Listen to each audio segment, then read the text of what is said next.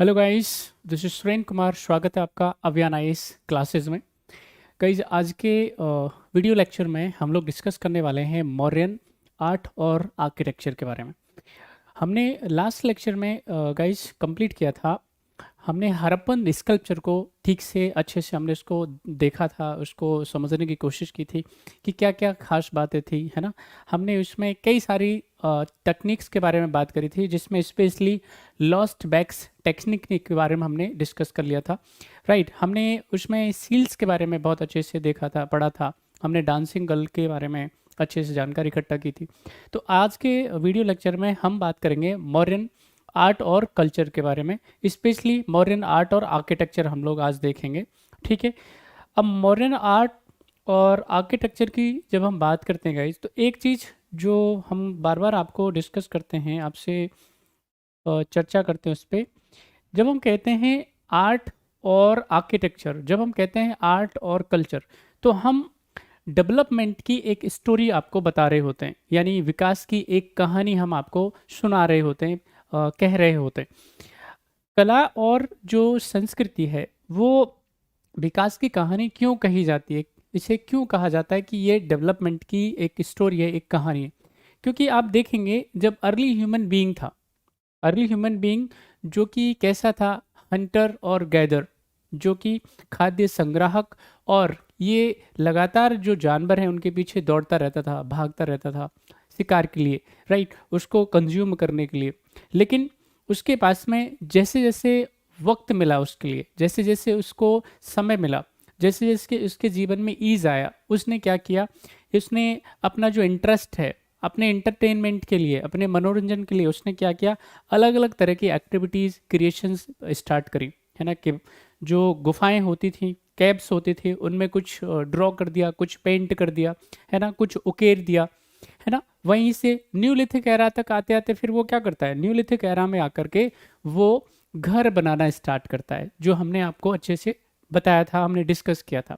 वो रेक्टेंगुलर घर बना रहा है, वो सर्कुलर घर बना रहा है, वो स्क्वायर शेप में घर बना रहा है, राइट। वो फिर जब हम आते हैं कहाँ पे, हड़प्पन सिविलाइजेशन में, तो अब वो पकी हुई ईंटों का क्या कर रहा है, घर बनाने में इस्तेमाल कर रहा है। तो यहाँ से आप देखेंगे कि एक ऐसा मानव जिसे घर के बारे में कोई जानकारी नहीं है, जो कि प्रकृति की सिर्फ सुरक्षा में ही अपने आप को सुरक्षित महसूस करता था, जो सिर्फ पूरी तरह से क्या करता था, नेचर के ऊपर निर्भर करता था, डिपेंड करता था, खाने के लिए, रहने के लिए, पूरा शेल्टर और फूड वो प्रकृति से ही प्राप्त करता था। अब लेकिन उसने क्या किया है, अब उसने अपने लिए स्थायी एक आवास की व्यवस्था कर ली है, उसने एक परमानेंट घर बना लिया है, एक हैबिटेट की उसने क्या कर लिए, व्यवस्था कर ली है।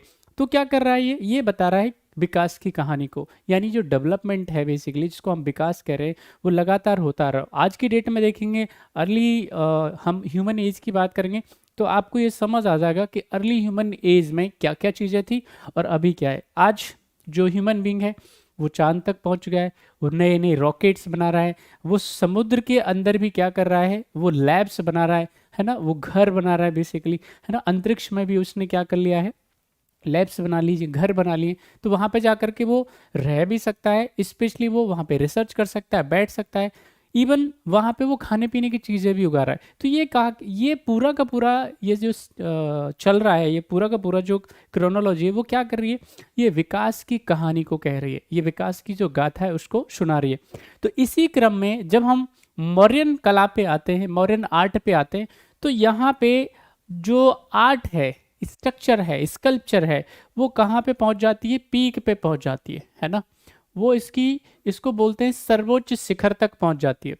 मौर्यन एम्पायर उस वक़्त पे दुनिया में सबसे शक्तिशाली साम्राज्यों में गिना जाता था। दुनिया का ये मान के चलिए कि ये चौथा बड़ा शक्तिशाली साम्राज्य हुआ करता था मौर्यन एम्पायर की, जब हम बात करेंगे। अब इसकी जो भव्यता है, इसकी जो पावर है, ये जो शक्ति है, वो कैसे पता चलेगी? हम अगर हमारे पड़ोसी के बारे में अगर जानना चाहते हैं कि हमारा पड़ोसी कितना ताकतवर है ना, वो कितना संपन्न है, तो हम ज़्यादातर क्या करते हैं, हम उसके घर मकान से अंदाज़ा लगाते हैं कि उसका घर मकान कैसा है, राइट। अगर उसका घर मकान बड़ा है, है ना, वहाँ पे भी उसमें अलग वो हवेली टाइप दिख रहा है, तो हमको आइडिया आ जाता है कि ये हमारा जो पड़ोसी है वह पैसे वाला है। तो ऐसे ही अगर हमको मौर्यन एम्पायर के बारे में, मौर्यन एम्पायर की भव्यता के बारे में, उसकी संपन्नता के बारे में, उसकी शक्ति के बारे में अगर हमको जानकारी इकट्ठा करनी हो तो हम कैसे कर सकते हैं? तो हम उसके घर मकानों से कर सकते हैं, उसके एरिया से कर सकते हैं, है ना। पड़ोसी के पास में खेत कितना है तो उससे हम जानकारी इकट्ठा करते हैं कि भाई इसके पास में क्या है, ज़्यादा पैसा है, राइट। तो उसी प्रकार से मौर्यन जो कला है और आर्किटेक्चर है, ये क्या कर रही है, मौर्यन साम्राज्य की शक्ति के बारे में आइडिया दे रही है, राइट। अब यहाँ पे जब हम बात करेंगे मौर्यन आर्ट और आर्किटेक्चर के बारे में, स्पेशली मौर्यन आर्किटेक्चर की जब हम बात करेंगे तो गाइज यहाँ पे ये मौर्यन साम्राज्य की खास बात है, विशेषता जो है उसकी संपन्नता को तो बता ही रही है। हम इसको क्या करते हैं, दो पार्ट में बांटते हैं गाइज। जब हम मौर्यन आर्किटेक्चर की जब हम बात करते हैं तो इसको हम क्या करते हैं, दो पार्ट में बांटते हैं बेसिकली, ठीक है। एक जो है बेसिकली हम उसको क्या करते हैं, एक इसको बोलते हैं हम लोग कोर्ट आर्ट, यानी कोर्ट आर्ट का मतलब जिसको पैट्रोनाइज किसने किया, कोर्ट आर्ट को पैट्रोनाइज करने का काम कौन कर रहा है, शासक वर्ग कर रहा है, रूलर्स कर रहे हैं, राइट। कोर्ट आर्ट को जो डेवलप करवा रहा है वो कौन, वो शासक वर्ग है ना, यानी राजा, वो उसको क्या कर रहा है, पैट्रोनाइज कर रहा है। दूसरा है आपके पास में, दैट इज इसको हम बोल रहे हैं पॉपुलर आर्ट, यानी जो फेमस आर्ट है। अब इसको जो पैट्रोनाइज कर रहा है वो कौन कर रहा है, इसको पैट्रोनाइज करने वाले हैं सामान्य लोग, ठीक है। अब यदि बात करेंगे हम लोग किसके बारे में कि भाई कोर्ट आर्ट में क्या क्या आता है, राइट। कोर्ट आर्ट में जब हम पढ़ने बैठेंगे तो कोर्ट आर्ट में हम लोग क्या क्या पढ़ने वाले हैं, तो कोर्ट आर्ट में बेसिकली हम लोग तीन चीज़ों को पढ़ेंगे, जिसमें जो पहले नंबर पे आएगा गाइस, हम उसमें पढ़ने वाले हैं कोर्ट आर्ट में, दैट इज पैलेसेस। यानी कि हम जब पढ़ेंगे तो मौर्यन साम्राज्य के जो महल हैं, स्पेशली चंद्रगुप्त मौर्य और अशोका के महलों के बारे में हम लोग चर्चा करेंगे, हम लोग बात करेंगे। जो दूसरे नंबर पे हमारे पास में जो कोर्ट आर्ट की बात करते हैं जो चला आता है वो है guys very important, that is pillar, यानी स्तंभ के बारे में बात करेंगे। और तीसरे नंबर पे जब हम पढ़ने वाले हैं पिलर के अलावा वो है स्तूपाज, ठीक है कि नहीं। तो गाइज ये तो क्या है, बेसिकली कोर्ट आर्ट के अंदर आते हैं, जिनको हम लोग अभी पढ़ने वाले हैं थोड़ी देर के अंदर, ठीक है। दूसरे नंबर पे जब हम बात करेंगे किसके बारे में, जो वेरी इंपॉर्टेंट है, ठीक है कि नहीं, दूसरे नंबर पे हम पढ़ने वाले हैं गाइज जिसको हम लोग पॉपुलर आर्ट बोल रहे हैं। और पॉपुलर आर्ट में हम लोग क्या पढ़ने वाले हैं, पॉपुलर आर्ट में हम लोग सबसे पहले पढ़ने वाले हैं पॉपुलर आर्ट के अंदर, दैट इज पॉटरी। हमने पहले भी अच्छे से पढ़ा था, अब गरीब लोगों के बारे में क्या जानकारी करेंगे, तो वहाँ पे वही हमको क्या मिलेंगे, मिट्टी के घड़े मिलेंगे, है ना, उन पे क्या बना हुआ है उसके बारे में जानकारी करते हैं हम लोग। दूसरे नंबर पे जो हम इसमें पॉपुलर आर्ट में हम पढ़ते हैं बेसिकली हम केव्स को पढ़ते हैं, है ना, केव्स को पढ़ते हैं, गुफाएं पढ़ेंगे हम लोग अलग अलग, वेरी इंपॉर्टेंट है। गुफाओं से अक्सर यूपीएससी और अदर जो पीसीएस एग्जामिनेशन से वहाँ पे अच्छे सवाल बनते हैं, है ना। तो हम उसमें पे क्या पढ़ेंगे, केव्स पढ़ेंगे। और जो अंतिम है दैट इज जो और भी खास हो जाता है वो हम पढ़ने वाले गाइस स्कल्पचर। तो ये हम जो है बेसिकली हम किसके बारे में पढ़ने वाले हैं, ये है हमारा पॉपुलर आर्ट, जिसमें सबसे पहले हम लोग पॉटरी पढ़ेंगे। दूसरे नंबर पे हम लोग पढ़ने वाले हैं गाइस दैट इज केव्स, गुफाओं के बारे में बात करेंगे। एंड देन अंतिम जो है बेसिकली वो हम पढ़ने वाले हैं स्कल्पचर के बारे में, मूर्ति कला के बारे में, जो कि किसकी बात कर रहे हैं हम लोग, मौर्यन पॉपुलर आर्ट की बात कर रहे हैं। अब यदि हम बात करें भाई किसके बारे में, सबसे जो इम्पोर्टेंट है जिसकी हम लोग यहाँ पे चर्चा करने के लिए इधर आए हैं वो है कोर्ट आर्ट। आज के वीडियो लेक्चर में हम लोग जो जितना हमसे संभव हो पाएगा हम क्या करेंगे, सबसे पहले बात करेंगे किसके बारे में, कोर्ट आर्ट के बारे में, ठीक है। यानी कि जो राजाओं के माध्यम से, प्रशासकों के माध्यम से इसको क्या किया गया था, पैट्रोनाइज किया गया था, उसको हम क्या कह रहे हैं, कोर्ट आर्ट कह रहे हैं। अब इसमें कोर्ट आर्ट में जो पहला चला आता है जिसकी हमने चर्चा करी थी अभी, वो पहले नंबर पे है दैट इज पैलेसेस, यानी महल। अब यहाँ पे जब हम महलों की चर्चा करेंगे बेसिकली महल जो है भी वो क्या कर रहे हैं, वो भव्यता का प्रदर्शन कर रहे हैं, ठीक है कि नहीं। अब इसको भी किस में बांटा गया है, महलों को भी, पैलेसेस को भी किस में बांटा गया है, एक तो बांटा गया है गाइज वेरी इंपॉर्टेंट कैपिटल, ठीक है कि नहीं, कैपिटल। और दूसरा है आपके पास में कैपिटल के अलावा, यानी कि एक तो राज्य की राजधानी बेसिकली, और उसके बाद में यहाँ पे रेजिडेंस हाउस है ना। अब यहाँ पे कैपिटल और रेजिडेंस में फर्क क्या है, हम ऐसा क्यों पढ़ रहे हैं बेसिकली। देखिए, जब हम बात करेंगे किसके बारे में, चंद्रगुप्त मौर्य के पैलेस के बारे में, चंद्रगुप्त मौर्य के महल के बारे में बात करेंगे, तो चंद्रगुप्त मौर्य का जो महल है बेसिकली वो इतना भव्य है, इतना ज़्यादा सुंदर है, वो इतना ज़्यादा भव्यता से भरा हुआ है कि उसकी जो तारीफ है वो मैगस्थनीज कर रहा है। मैगस्थनीज जो कि चंद्रगुप्त मौर्य के दरबार में क्या है, राजदूत के तौर पे आता है सेल्यूकस निकेटर के, वो क्या कर रहा है, याद रखें आप, इंडिका उसकी पुस्तक का नाम है, वेरी इंपॉर्टेंट बुक है। उसमें हमारे यूरोप के साथ में क्या व्यापारिक संबंध थे उसकी जानकारी मिलती है। उस टाइम के जो हम एथेंस और बाकी शहरों की बात करेंगे तो वहाँ पे हमारा व्यापारिक संबंध कैसा था उसकी जानकारी यहाँ से मिलती है। तो वो किसके दरबार में आ रहा है, किसके कोर्ट में आ रहा है, वो आ रहा है चंद्रगुप्त मौर्य के कोर्ट में। अब चंद्रगुप्त मौर्य के जब दरबार में वो यहाँ पे लगभग 9 साल रह रहा है, तो वो क्या करता है, चंद्रगुप्त मौर्य के दरबार की जानकारी लिखता है अपनी इंडिका में। और वो चंद्रगुप्त मौर्य के जो महल है, उसका जो पैलेस है, उसे मानवता का बेहतरीन नमूना उसको कहता है, यानी the best creation of the Mankind. दुनिया की इस तरह की बेहतरीन जो कलाकारियां हैं वो कहीं और उसको शायद मुझे लगता है देखने को नहीं मिलेंगी। तो इसलिए उसने क्या किया है, इसको चंद्रगुप्त मौर्य के पैलेस को, महल को दुनिया का भव्य इमारत का नाम दिया है। चंद्रगुप्त मौर्य के पैलेस की जब हम बात करेंगे तो इसका जो मटेरियल है बेसिकली, उसको जो बनाया गया था उसमें जो सबसे ज़्यादा इस्तेमाल किया गया था मटेरियल में वो था लकड़ी, वुड, उसका इस्तेमाल किया गया था। इसके अलावा इसमें क्या है, लगातार पिलर्स का इस्तेमाल हो रहा है ना। चंद्रगुप्त मौर्य के पैलेस में पिलर्स को बहुत इस्तेमाल किया गया है। अब ये जो चंद्रगुप्त मौर्य का जो पैलेस है बेसिकली वो ईरान का अकमेनियन, जब हम साम्राज्य की बात करेंगे, पर्शिपोलिस का अकमेनियन क्या है, महल है, उससे क्या हो रहा है, ये इंस्पायर्ड है बेसिकली, ठीक है कि नहीं। यदि हम बात करेंगे किसके बारे में, इसकी राजधानी के बारे में, तो यहाँ पे कैपिटल जो है इसकी बेसिकली वो क्या है, कैपिटल है इसकी पाटलिपुत्र। पाटलिपुत्र जो कि आज की डेट में क्या है, पटना में है बेसिकली, जिसका नाम आज का क्या है, पटना। पाटलिपुत्र क्या है, इसकी चंद्रगुप्त मौर्य की राजधानी है, उसकी उसकी क्या है, पहले से इसकी राजधानी है। लेकिन यहाँ पे देखेंगे इसके जो महल है बेसिकली, ठीक है, वो कहाँ पे हैं, वहीं पटना के पास में एक जगह का नाम है जिसका नाम है कुम्भरार, कुंभरार, ठीक है। तो ये जगह का नाम है जहाँ पे क्या है बेसिकली इसके क्या मिलते हैं, महल मिलते हैं, पैलेसेस मिलते हैं। अब यहीं पे आपको एक और रूलर जो है, मौर्यन रूलर, जिसका नाम है अशोका, उसके भी क्या मिल जाएंगे आपको, पैलेसेस मिल जाएंगे, उसके भी क्या मिल जाएंगे, महल मिल जाएंगे। लेकिन दोनों के, चंद्रगुप्त मौर्य और अशोका के जो पैलेसेस हैं, महल है, उसमें बेसिक अंतर क्या है कि यहाँ पे अशोका के जो पैलेस हैं वो कई जगह पे क्या है, वो 3 स्टोरी भी आपको मिलेंगे, यानी 3 मंजिला भी आपको यहाँ पे मिलेंगे, ठीक है कि नहीं। तो ये क्या है, दोनों के बीच में अंतर है विशेष तौर पे, ठीक है, जो कि अभी भी उसके अवशेष कहाँ पे हैं, बिहार के अंदर मौजूद है, पटना के आसपास के क्षेत्रों में, ठीक है। तो ये तो था भाई किसके बारे में, कोर्ट आर्ट के और पैलेसेस के बारे में। अब यदि हम बात करेंगे किसके बारे में, जो दूसरे नंबर पर चला आता है, जो सबसे इंपॉर्टेंट है, वेरी इंपॉर्टेंट है, ज्यादातर यहां से सवाल हमसे पूछे जाते हैं, वो है गाइस पिलर्स। पिलर्स की जब हम बात करेंगे,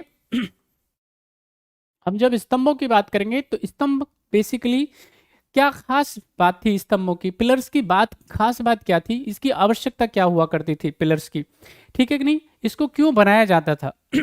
तो यहाँ पे गाइस इसका जो पिलर का जो एक इंपॉर्टेंस है, वो जो सबसे ज्यादा आपको देखने को मिलेगा वो क्या है, वो है पॉलिटिकल, यानी कि इसका जो इंपॉर्टेंस है वो कैसा है, राजनीतिक। राजनीतिक कैसे कि इसके ऊपर जो कोर्ट ऑर्डर्स हुआ करते थे, यानी जिनको हम लोग क्या बोलते हैं, कोर्ट ऑर्डर्स, या हम इनको हिंदी में बोलें तो राजाज्ञाएं, यानी राजा की जो आज्ञाएं होती थी, राजा के विशेष आदेश हुआ करते थे, ऑर्डर्स हुआ करते थे आम जनता के लिए या बाकी और अन्य लोगों के लिए। तो वो क्या है बेसिकली इन पिलर्स के ऊपर क्या किए जाते थे, इरेक्ट किए जाते थे, उनको उत्कीर्ण कराया जाता था, उनको खोदा जाता था, उनके ऊपर लिखा जाता था बेसिकली। ठीक है, तो यहां से क्या है, एक तो ये पॉलिटिकल इनका मकसद हुआ करता था, दूसरा जो मकसद हुआ करता था वो हुआ करता था रिलीजियस, यानी इनका धार्मिक महत्व भी था। अब धार्मिक महत्व हम जब देखते हैं तो धार्मिक महत्व क्या था, तो इनके ऊपर बेसिकली कुछ सरमन्स है ना, कुछ उपदेश भी लिखा हुआ करता था, लिखे रहते थे। ठीक है, जब अशोक बुद्धिज्म को फॉलो करता है तो उस अपनी जितने भी अपने उपदेश हुआ करते थे कि हर व्यक्ति को क्या करना चाहिए, जीव मात्र के प्रति दया रखनी चाहिए, सच बोलना चाहिए, माता पिता का सम्मान करना चाहिए, गुरुजनों को सम्मान करना चाहिए, अपने से बड़ों को सम्मान देना चाहिए, है ना, सादगी पूर्ण जीवन जीना चाहिए। तो इस तरह के जो उपदेश हैं बेसिकली अशोका के, वो कहाँ पे उसने इरेक्ट करवाए, वो कहाँ पे उनको उत्कीर्ण करवाया, वो करवाया उन्होंने पिलर्स पे। ठीक है, तो ये जो पिलर्स है इसका दो बेसिकली मोटा मोटा इंपॉर्टेंस था। लेकिन यहाँ पे इसके अलावा पिलर्स जब देखेंगे आप तो पिलर्स की जो भव्यता है वो शक्ति का भी प्रदर्शन कराती है ना, जो शक्ति है उसको भी क्या करती है, दिखाने का काम करती है।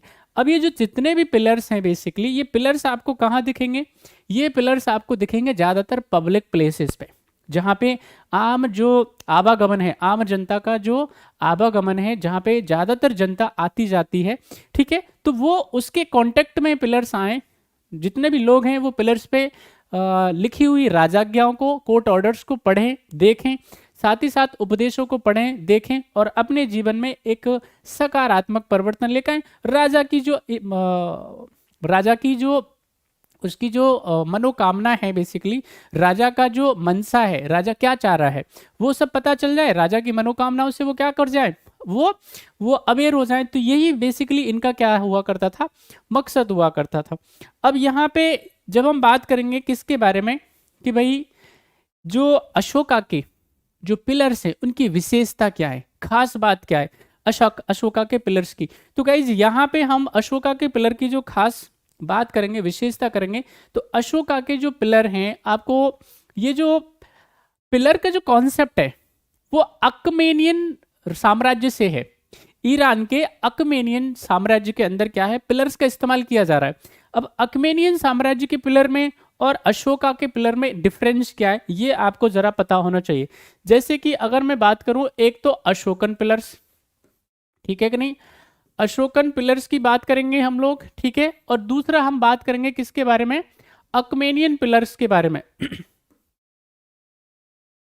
अकमेनियन पिलर्स के बारे में हम जब बात करेंगे, जो कि ईरान के अकमेनियन साम्राज्य से इंस्पायर्ड है।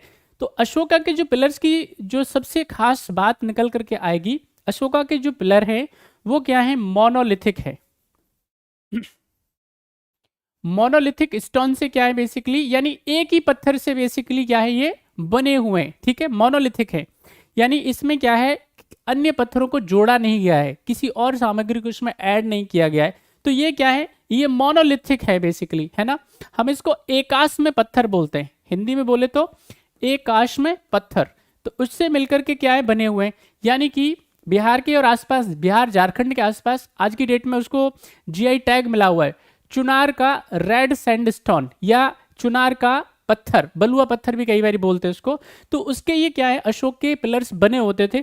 जबकि हम बात करेंगे अकमेनियन पिलर्स के बारे में, तो ये मिक्स मटेरियल के बने हुए है ना, किसके बने हुए, मिक्स मटेरियल के। तो यानी इसमें और भी कई पत्थरों को संभवतः जोड़ा जाता था।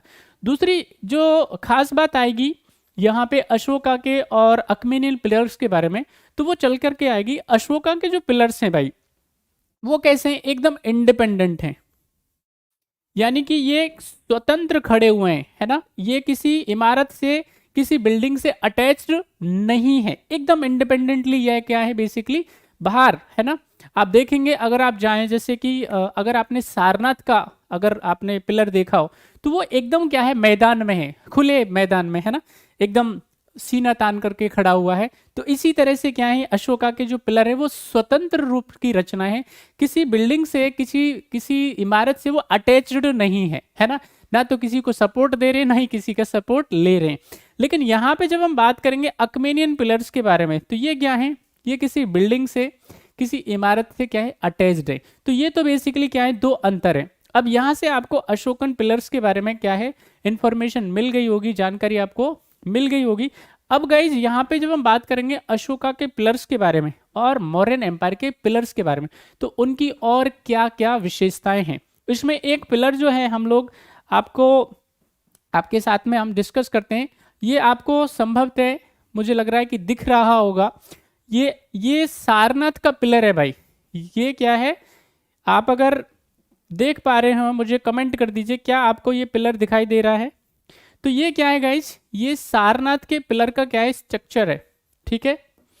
और ये जो सारनाथ का जो पिलर है बेसिकली ये कहाँ पे है आप जानते होंगे, है ना, ये यूपी के इलाहाबाद, है ना।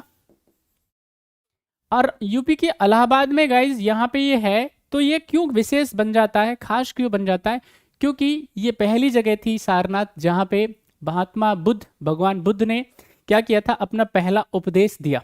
जब हम बात करेंगे अशोका के पिलर्स की विशेषताओं के बारे में, है ना, ये अशोकन पिलर पढ़ रहे हैं हम लोग, ठीक है।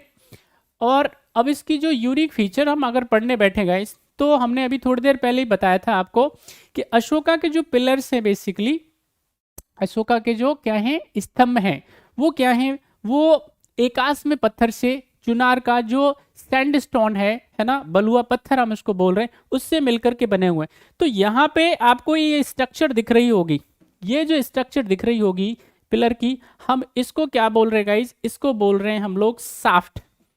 क्या बोल रहे हैं, इसको हम लोग साफ्ट बोल रहे हैं, ठीक है कि नहीं।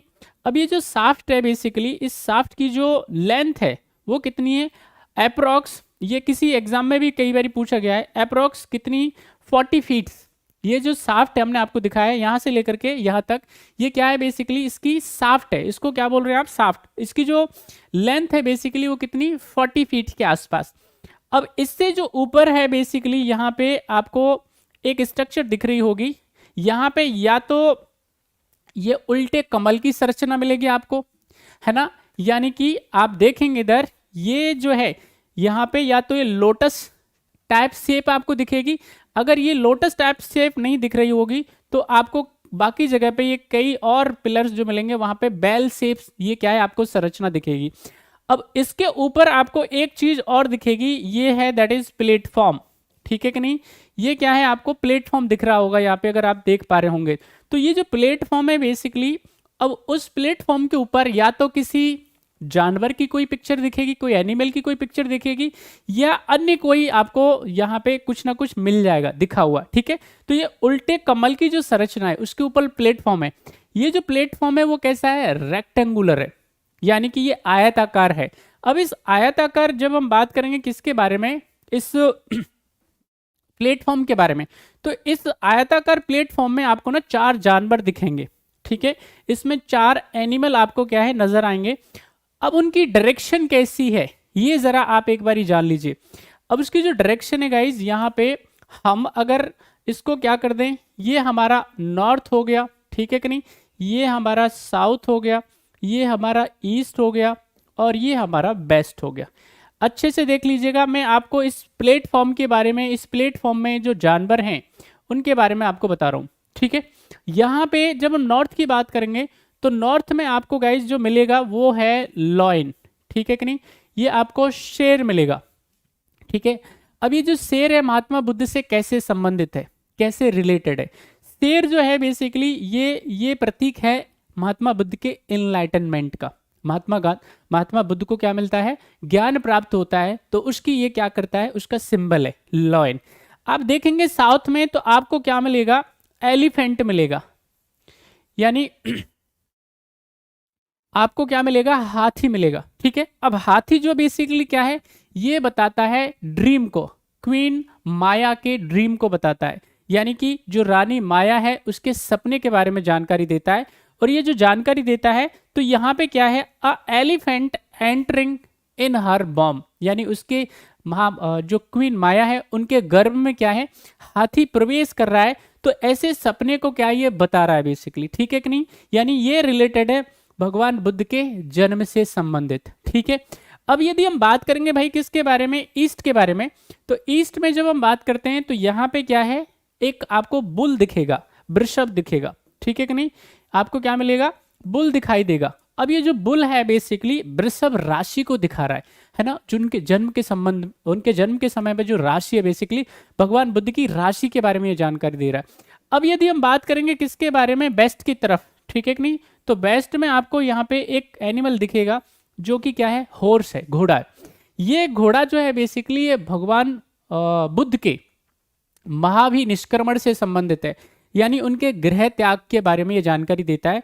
ऐसा माना जाता है जातकों के हिसाब से कि घोड़े पे बैठ कर के ही क्या है, जो भगवान बुद्ध हैं उन्होंने अपना घर छोड़ा था। तो ये चीजें क्या मिल रही हैं आपको, यहाँ पे प्लेटफॉर्म पे दिख जाएंगी, राइट, इस प्लेटफॉर्म पे आपको नजर आ जाएंगी। तो ये तो इसके बारे में था। अब उसके बाद आप देखेंगे कि उसके ऊपर क्या रखा हुआ है, एक और स्ट्रक्चर है, ठीक है, जो कि क्या है, आपको यहाँ पे 3 लॉयन बेसिकली दिखाई दे रहे होंगे, ठीक है, यहाँ पे जानवर दिखाई दे रहे होंगे, ठीक है। अब यहाँ पे ये जो है बेसिकली अशोका का जो सारनाथ पिलर है बेसिकली हमने उसको क्या लिया है, नेशनल एम्ब्लेम लिया है हमारा, है ना, राष्ट्रीय चिन्ह के तौर पे हमने क्या किया, इसको स्वीकार किया है। आप कमेंट करके मुझे बताएंगे कौन से साल में हमने इसको अपना नेशनल एम्ब्लेम इसको स्वीकार किया था, ठीक है कि नहीं। इसके ऊपर लिखा हुआ है देवनागरी के अंदर, ठीक है कि नहीं। मुंडको उपनिषद में हमने आपको बताया था अथर्ववेद का क्या है, एक उपनिषद है, ठीक है कि नहीं, जिसका नाम क्या है, मुंडको उपनिषद।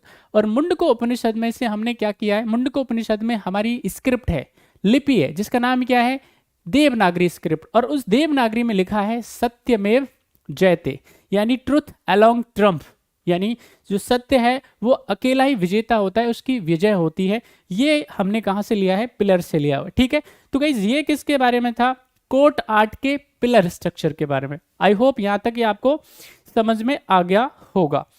अब हम चलते हैं भाई, जो तीसरा इंपॉर्टेंट चला आता है दैट इज स्तूपा, है ना, वेरी इंपॉर्टेंट। यहां से भी अक्सर आपसे क्या है, सवाल पूछे जाते हैं।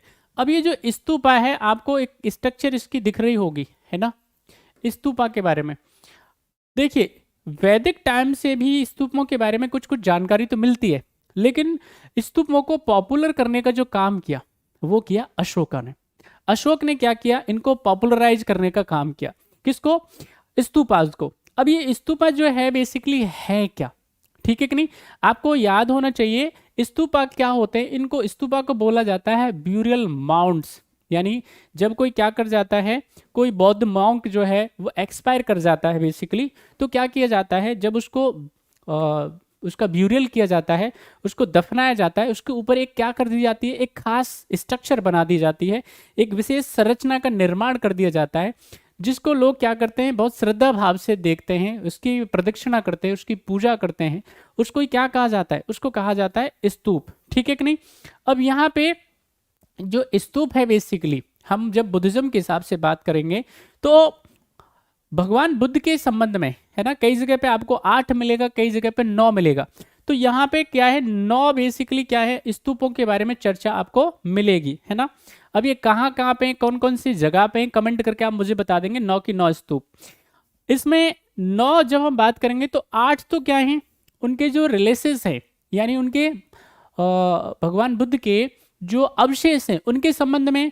और जो 9वां वो है उसका पॉट, यानी कि जिन रिलेसेस को, जिन अवशेषों को क्या किया गया था, इसके अंदर रखा गया था, तो वो क्या करता है, इसकी जानकारी देता है, ठीक है। ऐसा कहा जाता है कि अशोका ने इन 8 के 8 स्तूपों को तुड़वा करके, है ना, पूरे के पूरे भारतवर्ष में लगभग कितने 84,000 स्तूपों का निर्माण करवाया। 84,000 स्तूप आज को उसने क्या किया, बनवाया, और पूरे भारत में बनवाया बेसिकली। तो अब यहाँ पे क्या है, हम बात कर लेते हैं किसके बारे में, स्तूप की स्ट्रक्चर के बारे में, आर्किटेक्चर के बारे में बात कर लेते हैं, ठीक है कि नहीं। अब यहाँ पे क्या है, ये आपको अगर स्ट्रक्चर दिखाई दे रही होगी, है ना, थोड़ी सी अगर संरचना दिखाई दे रही होगी, है ना, थोड़ी कम क्लियर होगी, मैं आपको यहाँ पे नोट करवाता जाऊंगा, है ना। जैसे कि हम जो बात करते हैं किसके बारे में, स्तूपक के बारे में। तो स्तूप का जो ये एंटर है, देखिए ये दैट इज मेधी आपको दिख रही होगी, है ना।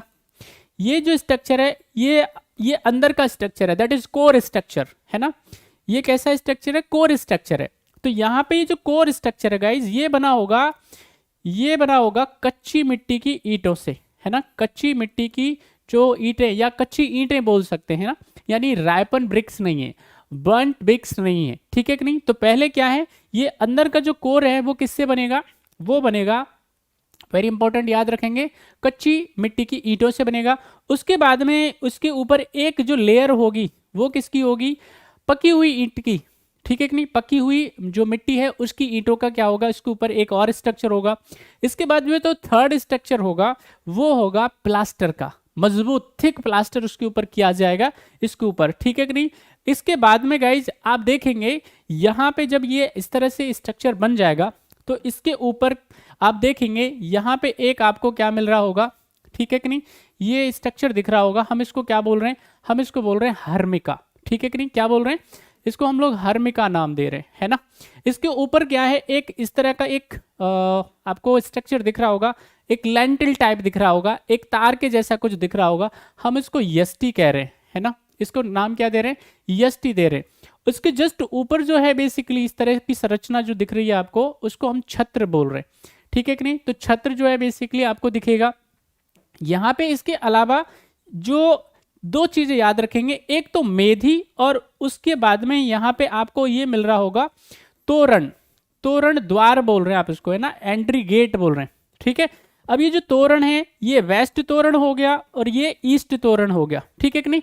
ईस्ट और वेस्ट तोरण और इसके बाद में मेधी, इनको क्या किया जाता था, वुडन स्ट्रक्चर से डेकोरेट किया जाता था, यानी कि जो लकड़ी की स्पेशली संरचनाएं होती हैं उनसे क्या किया जाता था, इनको डेकोरेट करने का काम बेसिकली किया जाता था। ये जो स्ट्रक्चर आपको दिख रही होगी गाइस, इसको हम क्या बोलते हैं, स्तूपा डोम, ठीक है कि नहीं।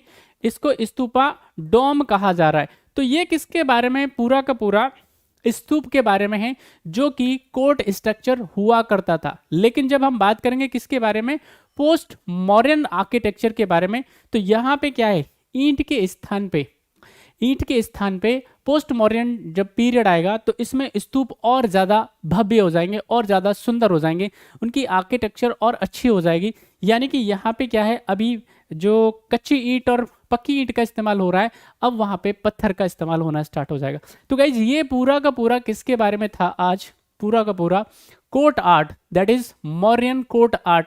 तो इसके बारे में था, हमने डिस्कस किया था, अच्छे से बात करी थी पैलेसेस के बारे में, देन हमने पिलर्स को देखा और देन स्तूपा के बारे में देखा। कल के लेक्चर में हम लोग बात करेंगे पॉपुलर आर्ट के बारे में, वो इससे भी ज़्यादा खास है। अपना ध्यान रखें, पढ़ लीजिए, जहाँ पे आपको चीज़ें नहीं क्लियर होती हैं, कोई बात नहीं समझ में आती है, कमेंट कीजिए, आपको रिप्लाई किया जाएगा। Thank you so much.